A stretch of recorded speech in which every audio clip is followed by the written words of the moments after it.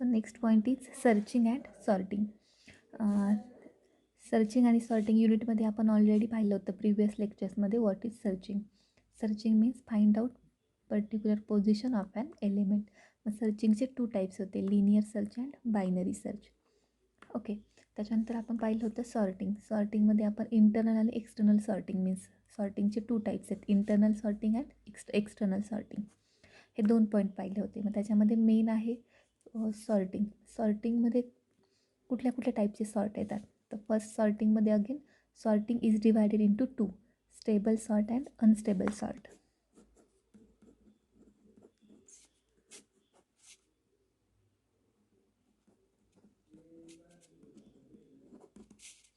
Stable sort and unstable sort सॉर्टिंगमध्ये. आता त्याच्यामध्ये हे लक्षात ठेवायची गरज नाही, याच्यामध्ये मेन काय की कुठले कुठले सॉर्टिंगचे टाईप स्टेबलमध्ये येतात. तर स्टेबलमध्ये येतं तुमचं बबल सॉर्ट, नंतर येतं तुमचं इन्सर्शन सॉर्ट, नंतर तुमचं सिलेक्शन सॉर्ट, फोर्थ वन येतं तुमचं मर्ज सॉर्ट. ठीक आहे. आणि अनस्टेबल सॉर्टमध्ये येतं तुमचं क्विक सॉर्ट, रॅडिक सॉर्ट आणि शेल सॉर्ट. आता पहा, तुम्हाला हे डिव्हायडेशन लक्षात नाही राहिलं तरी चालेल, बट याच्यावर इम्पॉर्टंट क्वेश्चन काय असतो की तुम्हाला एखादं सॉर्ट देतात आणि त्याचं एक्झाम्पल देतात आणि सांगतात की solve this example using bubble sort or solve this example using insertion sort. किंवा असा क्वेश्चन येतो explain bubble sort, explain insertion sort. हे जे सॉर्ट आहेत याच्यामध्ये अप टू रॅडिक, शेल एक्झामला नाही विचारला जात, बट अप टू रॅडिक सॉर्टपर्यंत एकदा तुम्हाला क्वेश्चन येईल explain dash dash sort. Otherwise तुम्हाला एखादं एक्झाम्पल दिलं जाईल, एक लिस्ट दिली जाईल एलिमेंटची आणि त्या एलिमेंटच्या लिस्टवरून तुम्हाला अकॉर्डिंग टू दॅट सॉर्ट ती लिस्ट काय करायची आपल्याला, आयदर असेंडिंग ऑर्डरने किंवा डिसेंडिंग ऑर्डरने फाइंड आउट करायची. मग याच्यामध्ये सॉर्टिंगवर क्वेश्चन असतो ह्या सॉर्टपैकी एखादा सॉर्ट, आणि सर्चिंगमध्ये क्वेश्चन असतो difference between linear search and binary search. हे 2 इम्पॉर्टंट क्वेश्चन आहे. आता फर्स्ट आपण पाहूया बबल सॉर्ट.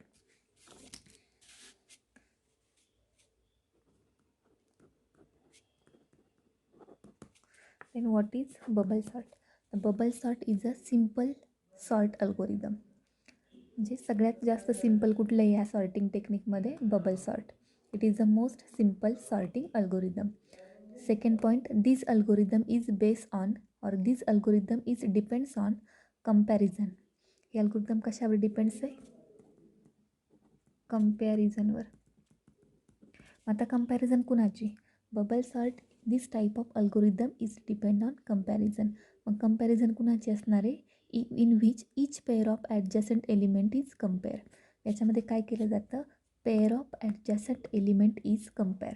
म्हणजेच काय की सपोज एखादी लिस्ट आहे, त्याच्यामध्ये 10, 20, 30, 40 असे एलिमेंट्स आहे. याच्यामध्ये कंपॅरिझन केले जाते. म्हणजे काय केलं जातं? इच पेअर ऑफ ॲडजसंट एलिमेंट. तुमच्या लिस्टमध्ये जेवढे काही एलिमेंट आहेत त्याच्यामध्ये प्रत्येकाची पेअर, ॲडजसंट म्हणजे काय? 10चा ॲडजसंट कोण आहे? 20. 20चा ॲडजसंट कोण आहे? 10. ॲडजसंट इज नथिंग बट शेजारचा, सोबतीचा. तर 10च्या सोबत कुठला आहे? शेजारी 20 आहे, म्हणून 10चा ॲडजसंट काय झाला? 20. सेम 20च्या शेजारी कोण आहे? 10 आहे, मग 20चा ॲडजसंट काय झाला? 10 किंवा 30 पण आहे. पण आपल्याला काय करायचं आहे? लाईन बाय लाईन जायचं आहे. सो आपण पहिला फर्स्ट एलिमेंटपासून सुरुवात केली. फर्स्ट ही एक पेअर झाली, मग ह्या पेअरची कंपॅरिझन करायची. हे कशामध्ये येतं? तुमच्या बबल सॉर्टमध्ये. This algorithm is based on comparison in which each pair of adjacent element is compare. मग ॲडजसंट एलिमेंट कम्पेअर केल्यानंतर नेक्स्ट पॉईंट आहे element is swap if they are not in order. जर ते एलिमेंट ऑर्डरमध्ये नसेल, म्हणजे ascending ऑर्डरमध्ये नसेल, तर तुम्ही काय करा? स्वॅप करा. आता इथे 10 नंतर 20. 10 ऑब्व्हियसली स्मॉल आहे 20पेक्षा, त्याच्यामुळे इथे स्वॅप करायची गरज नाही. सपोज इथे 20 असतं आणि इथे 10 असतं आणि ही ॲडजसंट पेअर असते, तर तुम्हाला काय करायला लागलं असतं? स्वॅप. म्हणजे 10च्या जागी 20 आणि 20च्या जागी 10. ओके. मग first point, bubble sort is a simple salt algorithm. Second point, it is depend on comparison in which each pair of adjacent element is compared. Third point, element is swap if they are not in order. Okay, and next fourth point is time complexity of this algorithm is big O n square. Big O n square. Time complexity means amount of time required to perform this comparison. तो किती असतो तुमचा big O N square. आता example पाहूया. 14, 33, 27, 35 आणि 10. आता हे जे एक्झाम्पल आहे हे तुम्हाला ऑलरेडी एक्झाममध्ये विचारलेलं आहे खूप वेळा. तर लिस्ट तुम्हाला दिली आहे 14, 33, 27, 35 अँड 10. ओके, ह्या लिस्टमध्ये तुम्हाला काय विचारलं जाईल क्वेश्चन, एक्सप्लेन बबल सॉर्ट जर विचारलं तर बबल सॉर्टचे थेरीचे पॉईंट्स लिहायचे आणि एखादं एक्झाम्पल द्यायचं. किंवा जर तुम्हाला डिरेक्टली एक्झाम्पल दिलं आणि सांगितलं की solve this using bubble sort, तर मग कसं सॉल्व करायचं. आता फर्स्ट बबल सॉर्टमध्ये सॉल्व करताना हे गिवन आहे, गिवन परत लिहून घ्यायचं. ठीक आहे, 14, 33, 27, 35 आणि 10. ठीक आहे, सेकंड पॉईंट काय असतो याच्यामध्ये, तुम्हाला इटरेशन लिहायचे असतात. Iteration first, iteration second. मग बबल सॉर्टमध्ये काय असतं, फर्स्ट स्टेप इटरेशन फर्स्ट. ठीक आहे, इटरेशन फर्स्टमध्ये काय करणार तुम्ही आता,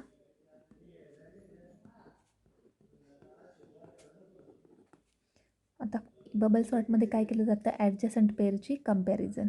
मग फर्स्ट इटरेशनमध्ये पहिले फर्स्ट एलिमेंटपासून स्टार्ट करायचं. याच्या ॲडजसंट काय आहे, या दोघांची काय केली, पेअर कन्सिडर केली. मग याच्यामध्ये काय करायचं आहे, ती पेअर तुम्हाला काय करायची, चेक करायची.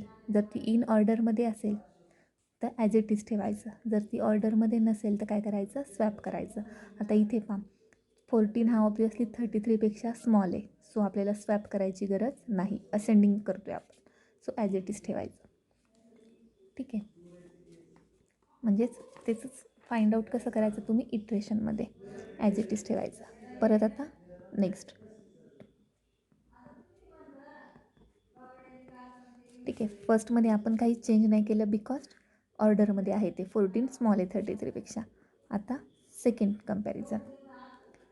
आता 33चा ॲडजस्टंट कोण आहे, 27. मग आता इथे पहा 33 ऑब्वियसली 27पेक्षा बिग आहे, सो इथे आपल्याला काय करावं लागेल, स्वॅप करावं लागेल. मग नेक्स्ट स्टेप 14, 27, 33, 35 आणि 10. ओके, आता याच्यानंतर थर्ड ही पेअर. याच्यामध्ये 33 ऑलरेडी 35पेक्षा स्मॉल आहे, सो परत ॲज इट इज राहील. नंतर ही पेअर, म्हणजे फर्स्टपासून आपल्याला लास्टपर्यंत जायचं, इटरेशन फर्स्टमध्ये. आता 35 10पेक्षा बिग आहे, सो स्वॅप करायचा. स्वॅप करा किंवा इंटरचेंज करा म्हणा. ठीक आहे, स्वॅप केलं. हा काय म्हटलं तुम्हाला, लास्टचा एलिमेंट, त्याला काय करायचं, स्क्वेअर करून घ्यायचं, म्हणजे आपल्या लक्षात राहतं. हे झालं तुमचं फर्स्ट इटरेशन. फर्स्ट इटरेशनमध्ये काय केलं आपण, फर्स्टपासून तर लास्ट एलिमेंटपर्यंत काय केलं, कंपॅरिझन चेक केली. मग आता इटरेशन, मग तुम्हाला आउटपुट काय भेटलं आहे, 14, 27, म्हणजे सॉर्टेड लिस्ट भेटली आहे का असेंडिंग ऑर्डरने, नाही. So there is a need to perform second iteration. So iteration second. Second इटरेशनमध्ये ॲज इट इज परत लिहून घ्यायचं फर्स्ट इटरेशनचं जे काय आउटपुट आलं असेल ते.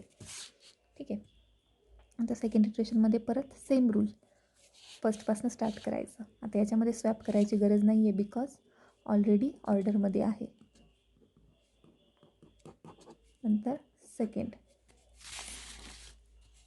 हे पण स्वॅप करायची गरज नाही कारण ऑर्डरमध्ये आहे.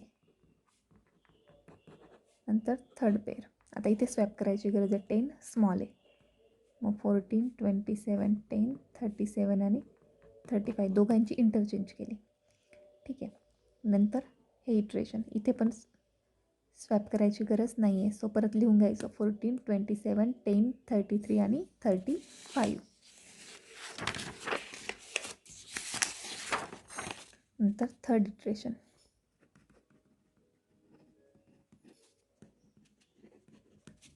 इटरेशन थर्डमध्ये काय येणार तुमचं, सेकंड इटरेशनचं आउटपुट लिहून घ्यायचं. आता इथे पहा, हे तुम्हाला लास्टचे काय भेटलेत बरोबर, 33 आणि 35 भेटलेत. आता परत तुमची फर्स्ट